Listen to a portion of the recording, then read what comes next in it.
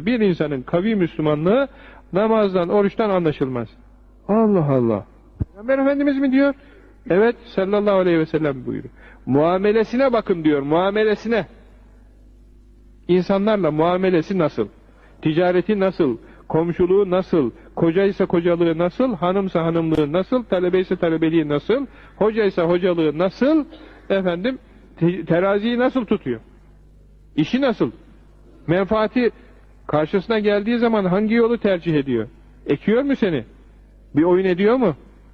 Ticarete beraber girmişler, sözleşmişler, yarıya bölüşeceğiz. Tamam mı? Tamam.